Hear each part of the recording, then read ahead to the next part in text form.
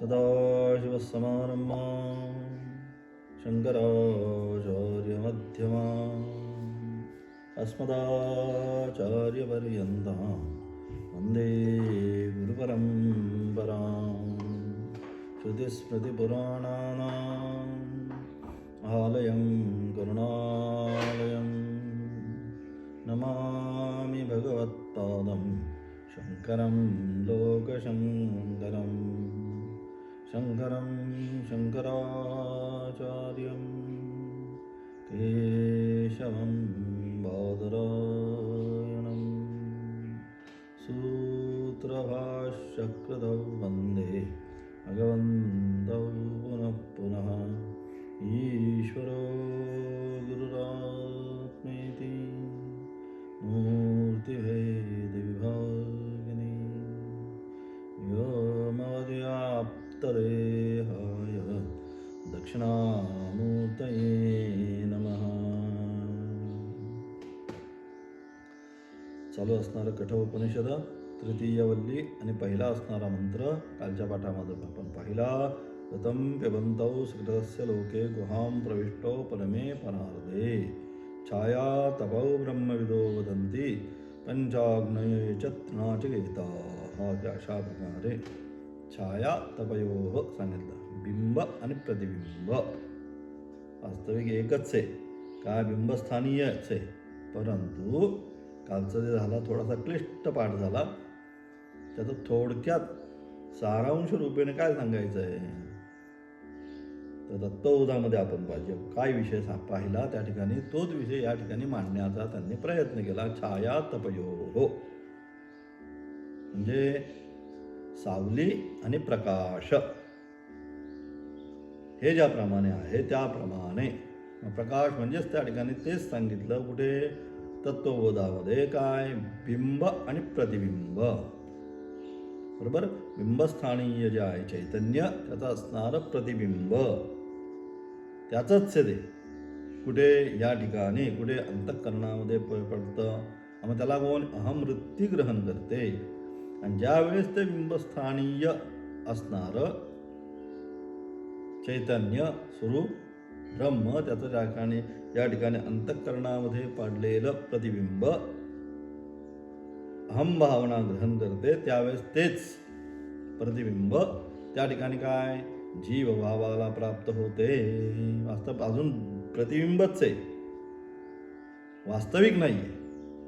मग ते जे आहे या सगळी प्रक्रिया कोणामुळे होते, संपूर्ण प्रक्रिया ज्यामुळे होते त्याला म्हणतात माया. जी माया आहे त्यालाच म्हणतो आपण प्रकृती. या प्रकृतीमुळे बिंबस्थानीय असणारं ते चैतन्य तत्व प्रतिबिंब स्वरूप या ठिकाणी अंतःकरणामध्ये पडल्यानंतर त्याला आम्ही जीवात्मा अशी संज्ञा देतो. अशा प्रकारे त्या ठिकाणी सांगण्याचा त्यांनी प्रयत्न केलेला आहे. एवढंच फक्त त्या विषयाने छाया तपयोः त्याचीच असणारी सावली त्याचंच असणारं प्रतिबिंब त्या ठिकाणी पडलेलं आहे. आणि अशा प्रकारे मग ते जे आहे आत्मतत्व ते जाणण्यासाठी आम्ही सगळे तेव्हापासून आत्तापर्यंत आम्ही सर्वजण परब्रह्म आणि अपरब्रह्माची उपासना जे कर्मी मार्ग आहे, परब्रह्माची उपासना जे ज्ञानी आहे, ने दोनच मार्ग पहिल्यापासून या ठिकाणी सांगितले. स्वामीवो पुरुषो लोके अनेक काळापासून अनादिकालापासून किती हे दोनच मार्ग ज्ञानयोगेन सांख्यानां कर्मयोगेन योगिनां. ज्ञान मार्ग जो आहे तो सांख्य म्हणजे ज्ञानी आहेत, जे ब्रह्मवेत्ते आहेत, त्या सर्वांसाठी हा ज्ञान मार्ग या ठिकाणी सांगितला. आणि जे कर्मयोगामध्ये परंपरा आहेत त्यांच्यासाठी कर्ममार्ग सांगितला. म्हणजे दोनच नान्य पंथा विद्यते अनाय, यापेक्षा वेगळा कोणताही रस्ता या ठिकाणी सांगितलेला नाही. तेच आता या ठिकाणी पुन्हा दुसरा जो मंत्र आहे या दुसऱ्या मंत्राच्या माध्यमातून तोच विषय प्रकट करून तिसऱ्या मंत्राच्या माध्यमातून सुद्धा मग काहीतरी कल्पना करून, उदाहरणार्थ कल्पना करून या शरीराला अशा प्रकारे शरीराला रथाची कल्पना करून त्यामध्ये बसणारा तो जीवात्मा, बुद्धी सारथी, मन लगाम, इंद्रिय घोडे, अशा प्रकारची कल्पना या ठिकाणी करून काय सगळ्याच्या माध्यमातून रूपक असेल काही असेल या सर्वांच्या माध्यमातून काय ते आत्मतत्व साधकाला प्राप्त व्हावं, हाच या सर्व गोष्टींच्या मागचा असणारा उद्देश. यस्य हेतु म्हणून असणारा दुसरा मंत्र काय दुसऱ्या मंत्रातून काय म्हणतात, यस्य हेतुरिजानन अक्षरं ब्रह्म यत्परम अभयं तितिर्षां पारं नाचिकेतगं शके महीं. यस्य हेतुरिजाना अक्षरं ब्रह्म यत्परम अभयं तितिर्षतां पारं नाचिकेतगं शके महीं. अशा प्रकारे काय म्हणतात, जे यजन करणारे कोण, कर्मयोगी, दोघांचा विषय आता झालेला, छाया तपयो, त्याच्या असणाऱ्या आवृत्ती खालपर्यंत आता घेऊन जायची आपल्याला, म्हणजे एक कर्मी आणि एक ब्रह्मी. मग आता एक यजन करणारे कोण, यजन म्हणजे यज्ञ यागादी करणारे जे आहेत ते कोण, ते कर्मयोगी. असे जे कर्मयोगी आहे ते यजन करणाऱ्यांसाठी, मग त्या अशा प्रकारे जे कर्मयोगी आहे त्या कर्मयोगींसाठी की यजन याजन करतायत, नित्य नैमित्तिक काम्य प्रायश्चित्त आदी कर्म करतायत, अशा प्रकारचे जे कर्मयोगी आहेत त्या कर्मयोगींसाठी काय सांगितलं, सेतुरिवा, तो सेतू म्हणजे पूल, सेतू म्हणजे पुलाच्या प्रमाणे, काय सेतूच्या प्रमाणे समान आहे त्यांच्यासाठी कोण, नचिकेत अग्निही. हा नचिकेत स्वरूप जो अग्नी सांगितला, त्या ठिकाणी दोन सांगितलं, एक नचिकेत अग्नी सांगितला आणि एक पंचाग्नी सांगितला मागच्या पाठामध्ये. म्हणजे दुसऱ्या वरामधून जो अग्नीची उपासना सांगितली ती नचिकेत अग्नीची उपासना त्या ठिकाणी सांगितली झाली. आणि अशा प्रकारे त्या नचिकेत अग्नीची असणारी उपासना करून काय, जे त्या ब्रह्मपदाला प्राप्त करून घेतात, कोणत्या नचिकेत अग्नीची उपासना करून जे त्या ब्रह्मपदाला प्राप्त करून घेतात त्यांच्यासाठी काय सांगितले, अपरब्रह्माची उपासना त्यांच्यासाठी सांगितली. आणि जे वास्तविक काय विवेक वैराग्य प्राप्त करून ब्रह्मपदाला प्राप्त करून घेतात त्यांच्यासाठी परब्रह्माची उपासना सांगितली. मग अशा प्रकारे इथे जे यजन म्हणजे कर्म करणाऱ्यांसाठी सेतूप्रमाणे कोणता, हा नचिकेत अग्नी दुसऱ्या वरातून सांगितला आहे. पहिला वर वडिलांनी शांत व्हावं, दुसरा वर नचिकेत अग्नी सांगितला, जो अग्नीची उपासना त्या ठिकाणी सांगितली. आता मागे पुन्हा बघायला लागेल जाऊन, जो दुसऱ्या वरातून ज्या अग्नीची उपासना सांगितली ती सगळीची अग्नीची उपासना सांगितल्यानंतर यम पुन्हा काय म्हणतात, यापुढे हा अग्नी जो आहे हा अग्नी काय, हे नचिकेता तुझ्या नावाने प्रसिद्ध होईल. आणि म्हणून मग त्याला नचिकेत अग्नी म्हणून त्याला पुढे जाऊन सांगितलं. आणि तो नचिकेत अग्नी, अशा प्रकारे असणाऱ्या नचिकेत अग्नीची जे साधक उपासना करतात,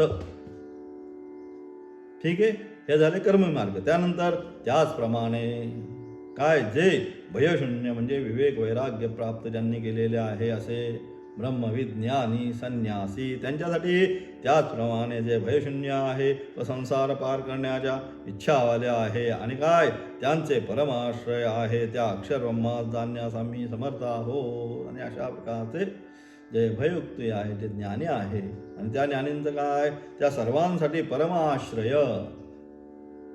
काय आहे, ते ब्रह्म आहे. ब्रह्मविद ब्रह्मैव होती, म्हणजे आता त्यांना काय, जे अशा प्रकारे ज्ञान ज्यांनी प्राप्त केलेलं आहे अथवा ज्ञानमार्गामध्ये जे आलेले आहे, ज्यांनी आता काय सर्व संकल्प संन्यास घेतलेला आहे, का, कारण त्यांच्यासाठी आता परमतत्व काय, ते ब्रह्मच आहे. आता त्यांना ब्रह्माव्यतिरिक्त अन्य काही नको, ते ब्रह्मतत्व आता जाणून घ्यायचं आहे. असे असणारे ज्ञानी संन्यासी आणि नचिकेत अग्नीची उपासना करणारे जे साधक, त्या दोघांसाठी सांगितलंय. काय, या दोघांसाठी काय, अक्षर ब्रह्मात जाण्यास आम्ही समर्थ आहोत. आम्हीच म्हणजे आम्ही दोघेही,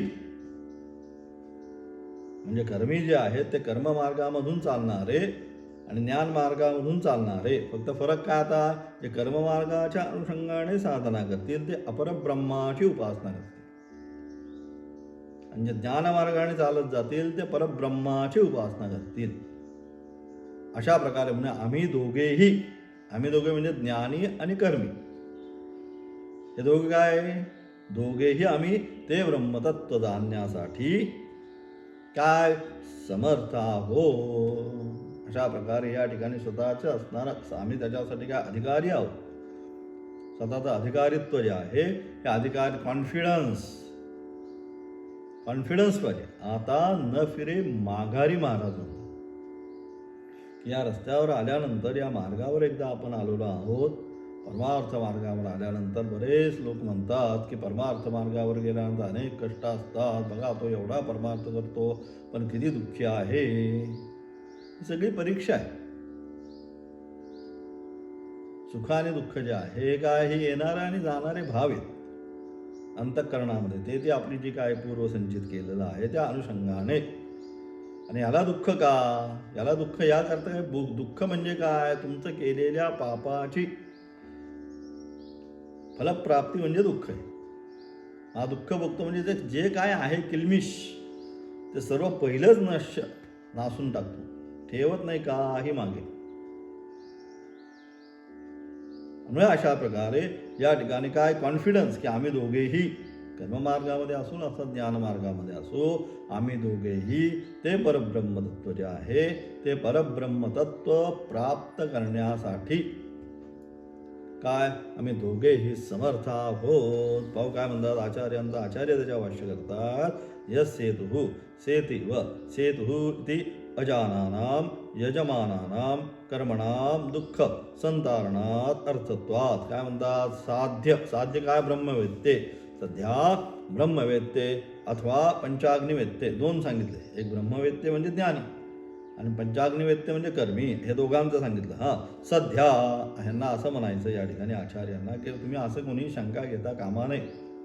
कोणती शंका घेता कामा नये की सध्या म्हणजे आजच्या युगामध्ये, आजचं हे युग चाललं आहे ना, आता सगळं आपण सोशल मीडियाचं चाललंय युग सगळीकडं.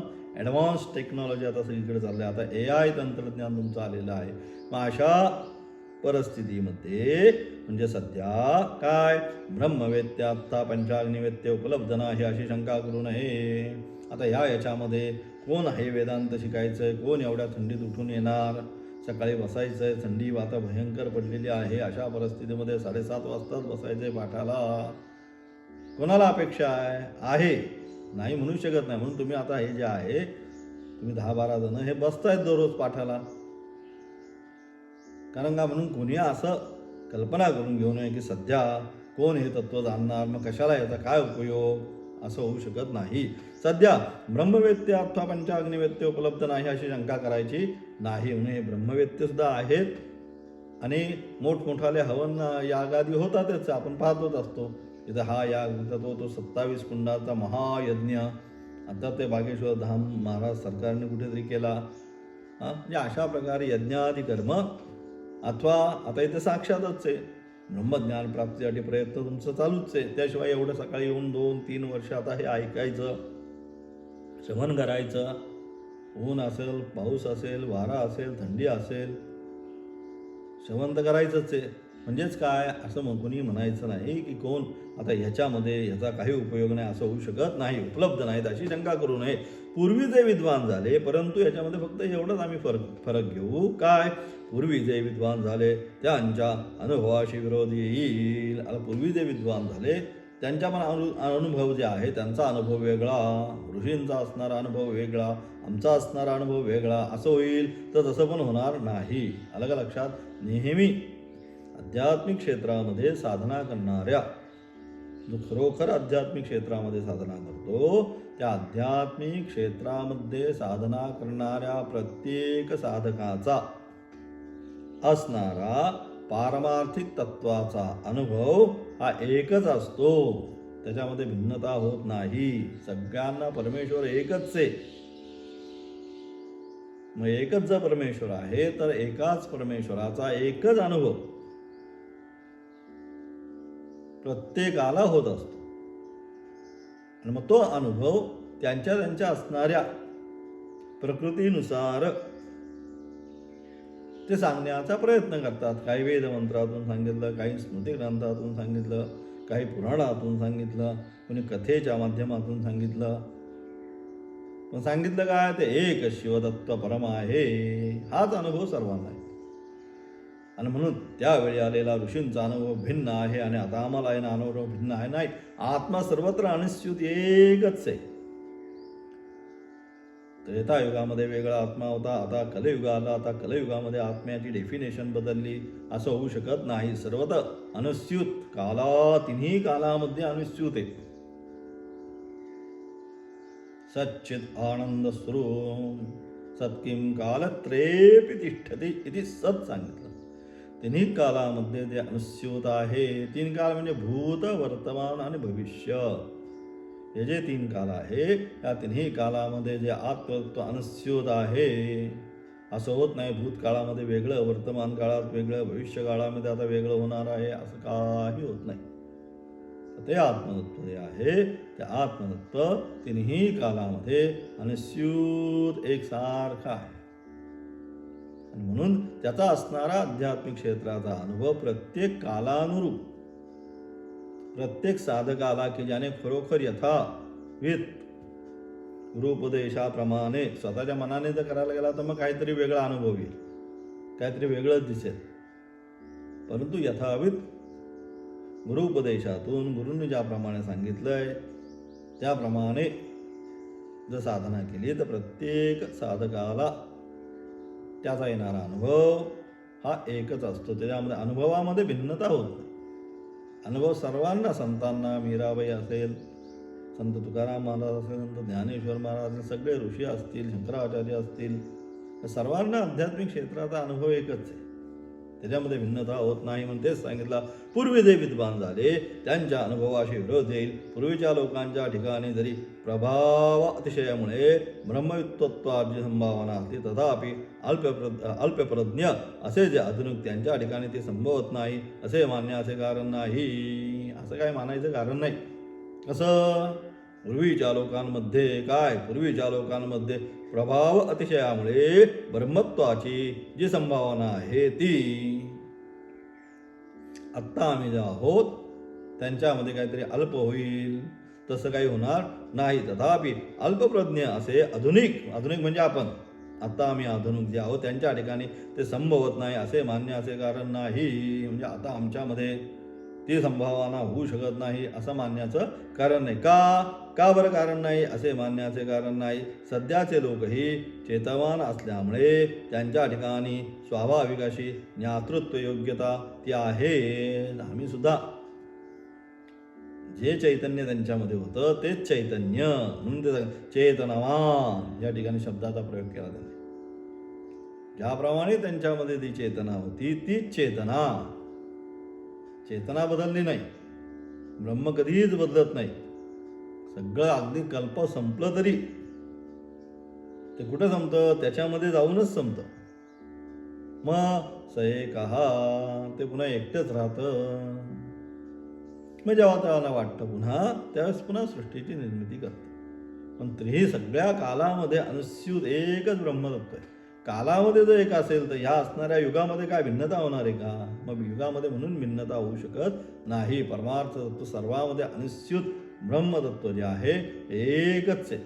त्रेतायुग, कृतयुग, द्वापारयुग, कलयुग सगळ्यामध्ये एकच आहे. त्रेतायुगात भिन्न आलं, द्वापारयुगात भिन्न आलं, कलियुगामध्ये भिन्न होणार असं काही होऊ शकत नाही. कारण सध्याचे सगळ्यांमध्ये चेतना जी आहे, थोडक्यात सांगायचं, चेतना जी आहे, चेतना अंश जो आहे, हा चेतना अंश सगळ्यांमध्ये अनिश्चित एक सारखाच आहे. त्यामुळे भिन्नता होत नाही. आणि म्हणून सध्याचे लोकही चेतनावान असल्याने त्यांच्या ठिकाणी स्वाभाविक अशी ही ज्ञातृत्व योग्यता ती आहेच. यज्ञयागादी कर्म करणारे जे यजमान, यज्ञयागादी जे करतायत असे असणारे जे यजमान, ते काय?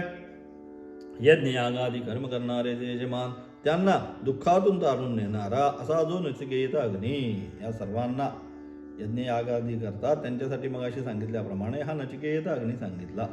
तो नचिकेत अग्नी काय करतो? त्यांना या सर्व दुःखातून पार घेऊन जातो.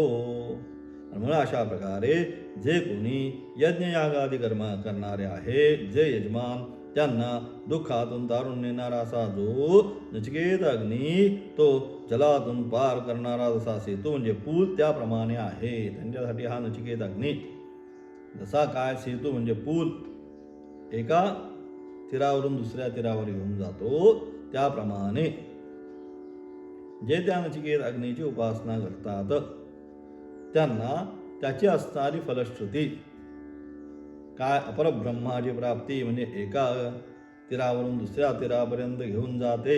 तेच सांगतात काय, पार करणारा जसा सेतू म्हणजे पूल त्याप्रमाणे आहे. त्या अग्नीचे यजन उपासना करण्यास आम्ही समर्थ आहोत. म्हणजे आम्ही सुद्धा तो जो काही त्या ठिकाणी नचिकेत अग्नी सांगितलेला आहे अथवा यज्ञादी कार्य जी सांगितलेली आहे ती यज्ञादी कर्म करण्यासाठी आम्ही सुद्धा समर्थ आहोत. आज सुद्धा आम्ही ती यज्ञादी कर्म करण्यासाठी समर्थ आहोत. म्हणजे कर्ममार्ग जे कर्मी आहेत त्यांच्यासाठी हा विषय सांगितला. त्यानंतर तर आम्ही समर्थ जलातून यज्ञाचे आम्ही ब्रह्मवेत्ते आम्ही समर्थ आहोत. तसेच आता दुसरं जे कर्ममार्गामध्ये आहेत ते कर्म या मार्गी यज्ञादी कर्म करून पंचाग्नीचे यज्ञादी कर्म करून त्या यज्ञाच्या द्वारे ते अपरब्रह्मतत्व प्राप्त करण्यासाठी समर्थ आहे. आता ज्ञानी ब्रह्मवेत्ते त्यांचा विषयात आला. तसेच ब्रह्मवेत्ते लोकांना संसार सागरातून पार पडण्याची इच्छा करणाऱ्यांना तरुण जाण्यास निर्भय असे जे अक्षररूपी ब्रह्म त्यांना सांगितले. अक्षर ब्रह्म उपासना ओम एका अक्षर ब्रह्म ती पण मागच्या पाठात सांगितली. द्वितीयवल्ली ते सगळा विषय झालेला आहे, त्यातच आता पुन्हा इथं आणलं. अक्षरब्रह्म उपासना जी सांगितली. अक्षरब्रह्म म्हणजे ओंकारावर असणारं काहीतरी घेऊन आलंबन. लगेच निरालंबन उपासना होत नाही. मग पहिल्यांदा काय प्राथमिक पहिली दुसरीच असताना काहीतरी त्यांना आलंबन द्यायला पाहिजे. मग त्यांना नामाचं आलंबन देतील, याचं आलंबन देतील, त्याचं आलंबन देतील आणि आलंबनाच्या अनुषंगाने मग काय करतील ते कार्य करतील. म्हणून आलंबन त्या ठिकाणी महत्वाचं. आणि म्हणून अशा प्रकारे त्यांना काय, मग अशा प्रकारचे जे ब्रह्मवेत्ते आहेत सर्वसंग परित्याग केलेला आहे. आता परब्रह्मतत्व जाणून घ्यायचं आहे परंतु प्राथमिक अवस्थेमध्ये आहे. मग त्यांना आता आलंबन पाहिजे. मग कोणतं आलंबन द्यायचं, मग तोच ते आलंबन द्या. कोणतं, ओम इति एकाक्षर ब्रह्म. ओम हे जे एकाक्षर ब्रह्म आहे तेच आलंबन त्यांना द्या. एतदालंबनम श्रेष्ठ एतदालंबनम परम. हे झालं सगळं मागच्या पाठामध्ये. हेच आलंबन सर्वश्रेष्ठ आहे. म्हणून ते जे आहे संन्यासी त्यांना ओंकार सांगितलं.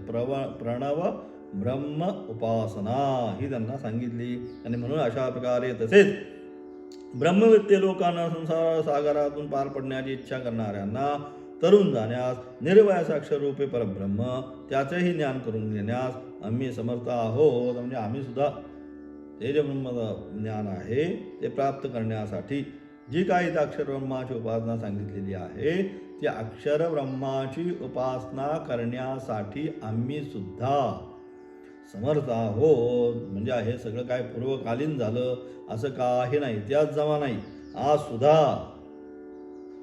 आम्ही त्या परब्रह्माची उपासना निश्चितपणे करणार आहोत. आम्ही संसार सागरातून पार पडण्याची इच्छा करणार तरुणांना ते अक्षररूप ब्रह्म त्याचे ज्ञान करून आम्ही सुद्धा समर्थ आहोत. कर्मी आणि ब्रह्मवेत्ते म्हणून हे दोन सांगितले. छाया तपयो अलग अलग मागच्याशी संबंध.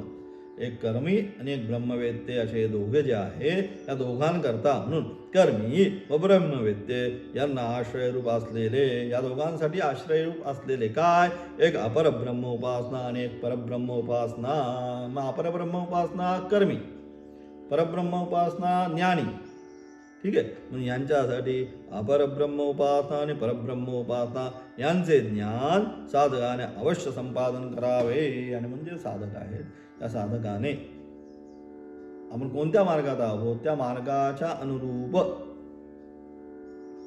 मी कर्म मार्गामध्ये आहे म्हणजे काय, यज्ञ आदी कर्म नित्य नैमित्तिक आदी आहे ते करत असताना त्या कर्माच्या द्वारे त्या परमेश्वराला प्राप्त करून घ्यावं अपरब्रह्माची उपासना करून.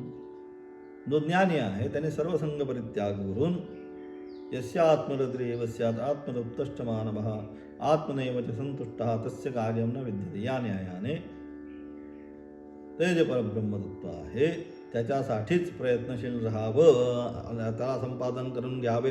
म्हणून अशा प्रकारे त्या ज्ञान साधकाने अवश्य संपादन करावे. त्याचे तात्पर्य याचाच उपन्यास ऋतं पिबंतव यापूर्वी मंत्रात केला आहे. म्हणजे हा पूर्वीचा जो मंत्र आहे ऋतं पिबंतव, तव हे दोघांना जे सांगितलं हे दोन कोण, तर अशा प्रकारे कर्ममार्ग आणि ज्ञानमार्गावर असणारे जे साधक आहे त्या साधकांनी त्या त्या अपरब्रह्म आणि परब्रह्माची उपासना करून त्या ब्रह्मतत्वाला जीवनामध्ये प्राप्त करून घेतलं पाहिजे. त्याचं असणारं आता यानंतरच्या येणाऱ्या तिसऱ्या मंत्रापासून मग काय त्या ठिकाणी कल्पना, शरीर जे आहे रथ आहे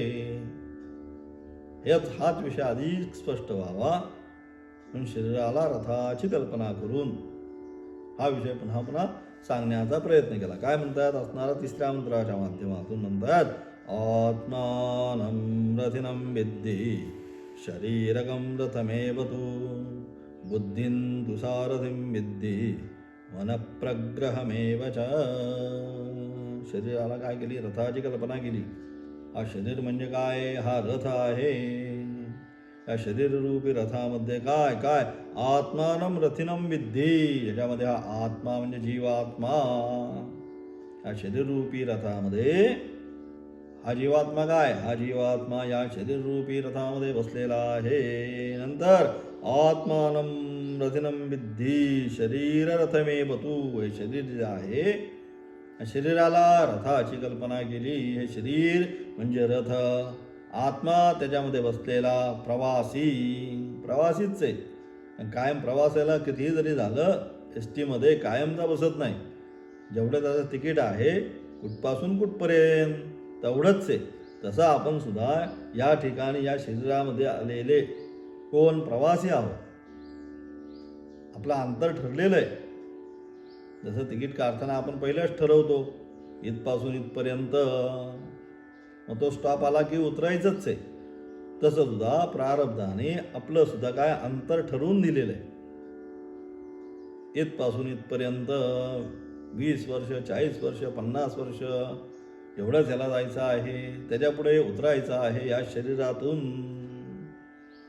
हे पहिलंच ठरलं. हे काय म्हणजे आता नंतर ठरवलं मग गाडीत बसल्यावर ठरलं असं नाही झालं. पहिलं ठरवलं आणि मगच तिकीट काढलं की आता ह्याला ही गाडी देऊन टाका.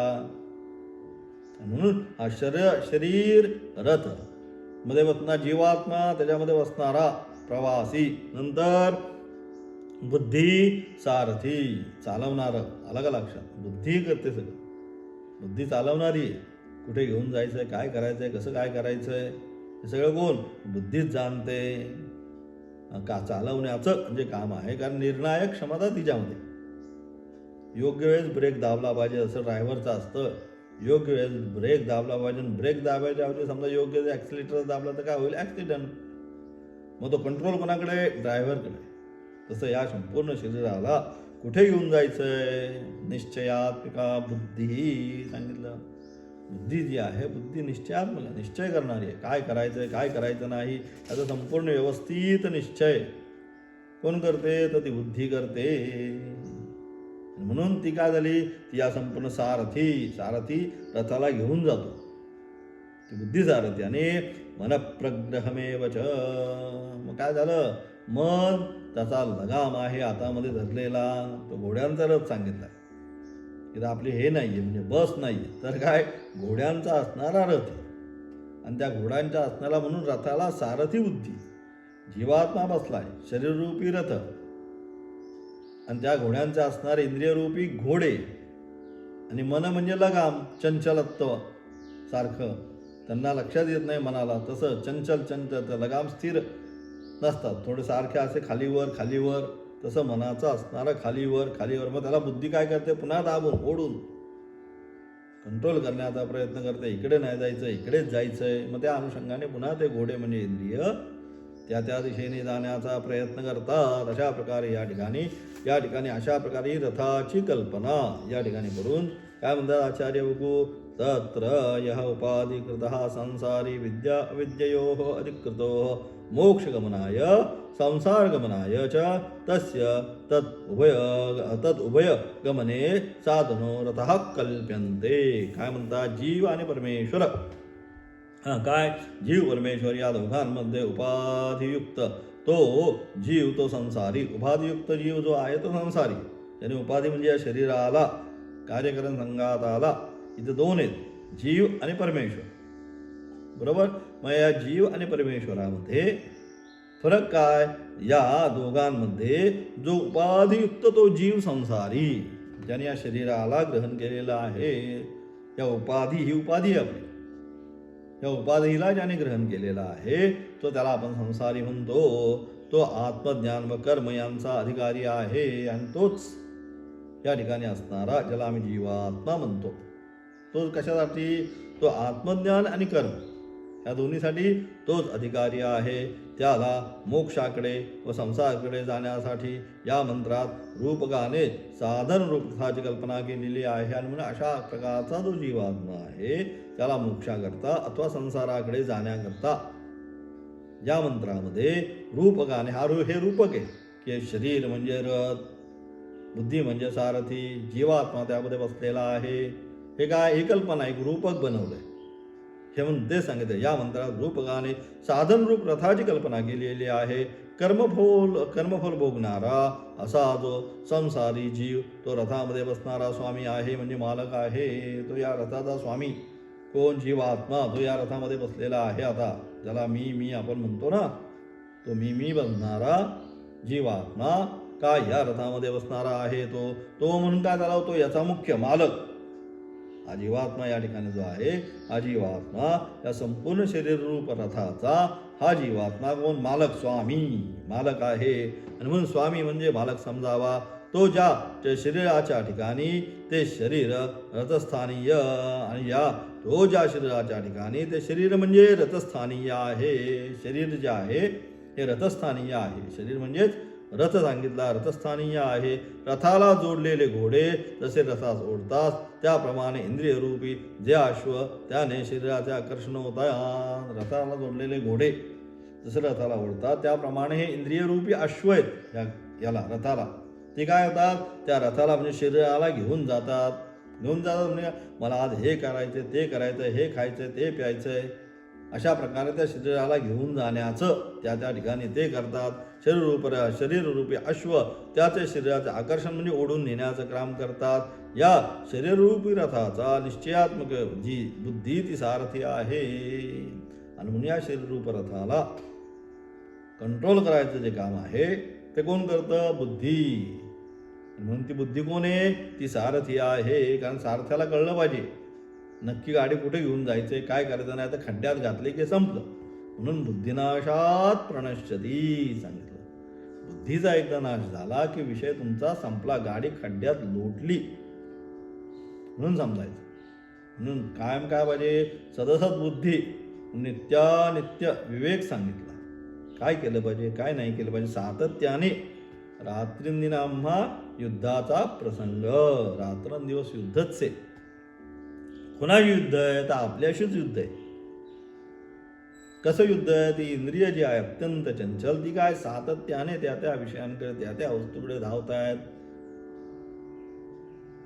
मग काय करायचंय, मग त्यांना पुन्हा या बुद्धीच्या साहाय्याने लगाम ओढण्याचं काम पुन्हा करायचंय. आणि म्हणून त्यासाठी बुद्धी सारथी आहे. बुद्धीला अनुसरून शरीराची प्रवृत्ती होते. म्हणून शरीराची जी प्रवृत्ती आहे बुद्धी जसं सांगते त्याप्रमाणे होते. हा शरीराची प्रवृत्ती प्रसिद्ध रथाचा असा सारथी नेता असतो. प्रसिद्ध कुठलाही रथाचा सारथी त्या रथाला घेऊन जाण्याचं काम करतो. तसे शरीराने जे जे कर्म करते ते सर्व बुद्धीमुळेच होते. शरीरातून जे जे काही कर्म आपण करत असतो त्याला बुद्धी साक्षी असते, बुद्धी म्हणते. आता सगळं प्लॅनिंग कोण करतं, आपली बुद्धी. काय करायचंय, काय नाही करायचं, इकडे जायचंय, तिकडे जायचं, आज काय काम आहे, हे सगळं काय बुद्धी पहिलेच रात्री चिंतून ठेवते. उद्या सकाळी इतक्या वाजता उठायचं आहे, तिकडं जायचं, अमुक करायचं आहे म्हणून ते सांगितलं. आणि म्हणून अशा प्रकारे शरीराने जे जे कर्म घडते ते सर्व बुद्धीमुळेच घडते. ज्याप्रमाणे प्रसिद्ध रथातील सारथ्याच्या हातामध्ये घोड्याचे लगाम असतात, त्याप्रमाणे शरीररूप रथाचे संकल्प विकल्पात्मक जे मन ते प्रग्रह म्हणजे त्याचे लगाम आहे. मग त्याचा लगाम काय? या घोड्यांना आवरण्यात संकल्प आणि विकल्पात्मक मन. ते सारखं संकल्प विकल्प करतं, जायचं का नाही, जायचं का नाही. मग बुद्धी पुन्हा ओढते, नाही जायचं, मग पुन्हा जागे उभे राहतात. म्हणून तर मन काय आहे? मन त्याचा लगाम आहे. त्याप्रमाणे संकल्प मन हे त्याचा प्रगर म्हणजे लगाम आहे. मनाने प्रेरित अशी जी श्रोत्रादी इंद्रिये ती विषयांच्या ठिकाणी प्रवृत्त होतात. कारण मनाने काय प्रवृत्त होतात ते मन त्यांना सांगतात, अरे हे खाल्लं पाहिजे, अरे हे छान आहे. पाहिल्यानंतर लगे मन म्हणतं इकडे जायला पाहिजे, तिकडे असं करायला पाहिजे. परंतु हे सगळं करत असताना मागे बुद्धी बसली. बुद्धीचं तारतम्य व्यवस्थित असेल तर मग बुद्धी लगेच त्यांना ओढून घेईल की नाही, तिकडे जायचं नाही, आपल्याला ह्याच रस्त्याने जायचं आहे. आणि बुद्धीचा कंट्रोल जर संपला तर रथ खड्ड्यात गेल्याशिवाय राहणार नाही. अशा प्रकारे या शरीराची असणारं रथाची या ठिकाणी शरीराला कल्पना करून जीवात्मा त्या ठिकाणी बसणारा प्रमुख, त्यानंतर बुद्धी सारथी, मन लगाम आणि इंद्रिय घोडे, अशा प्रकारची कल्पना करून मग तो रथ कसा व्यवस्थित चालला पाहिजे ते सगळ्या मंत्राच्या द्वारून सांगण्याचा पुढं प्रयत्न केलेला आहे. असा असणारा पुढचा येणारा चौथा मंत्र, याचा असणारं विशेष व्याख्यान उद्याच्या पाठामध्ये पाहणार आहोत.